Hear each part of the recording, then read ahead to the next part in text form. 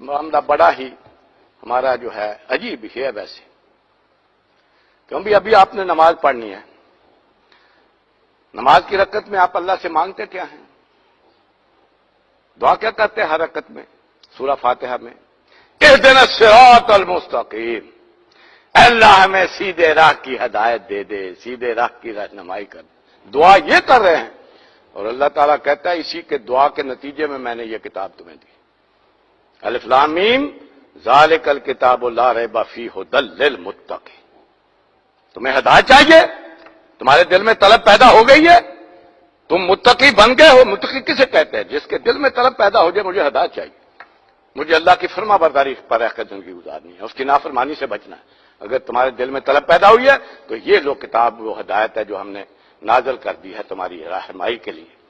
تو یہ اللہ نے ہماری اس دعا کے نتیجے میں یہ کتاب دی ہے، لیکن دعا ہدایت کے لیے مانگتے ہیں، پڑھتے صرف ثواب کے لیے، اسے ثواب کے لیے رکھا ہوا ہے۔ حالانکہ اس کتاب میں کہیں ایک بار بھی نہیں لکھا ہوا کہ یہ ثواب کے لیے آئی، ایک بار بھی کہیں نہیں لکھا، اور اس کے صفحے صفحے پر رکھا ہوا ہے کہ ہدایت دینے آئی ہے، زندوں کو رہنمائی دینے آئی، ھدی للناس وبینات من الھدی والفرقان۔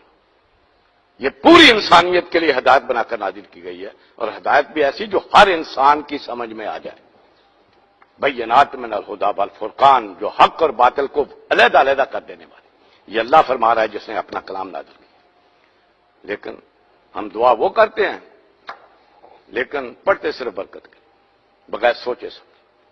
حالانکہ ہدایت تو ملے گی سوچ سمجھ کے پڑھنے، اس کی ہدایت تو تب حاصل ہوگی یا اس کے سننے کی کوشش کریں یا اسے پڑھنے کی کوشش کریں۔ ان دونوں کا اہتمام نہیں کرتے اور سمجھتے ہیں ہدایت مل جائے، تو ہدایت اس طرح نہیں ملتی۔ اگلی آیت کا تو اور بھی عجیب معاملہ ہے، ساتھ ہی ہم یہ بھی کہتے ہیں صراط الذین انعمت علیہم، اللہ ان کی راہ دکھا جن پر تیرا انعام ہوا۔ وہ کون تھے؟ انبیاء، صدیقین، شہداء، صالحین، ان کا راہ دکھا۔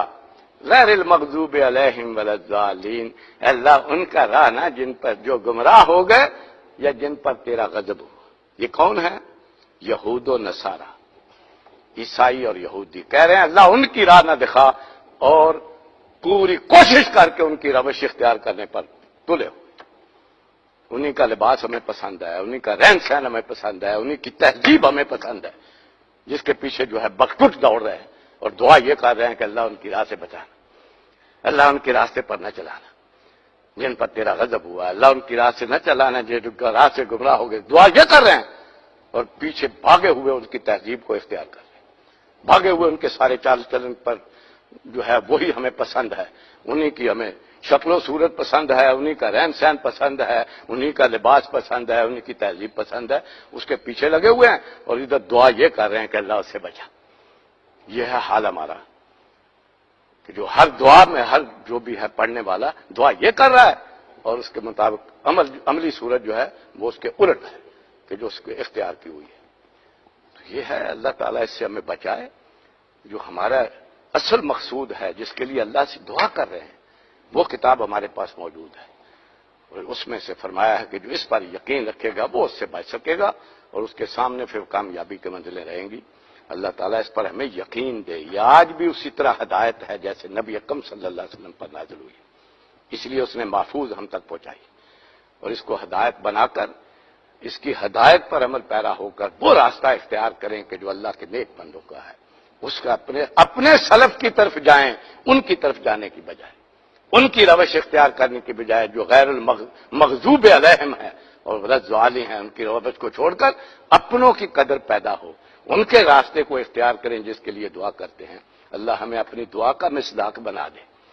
بارک اللہ لی و لکم فی القرآن العظیم ونفعنی وإیاکم بالآیات و ذکر الحکیم۔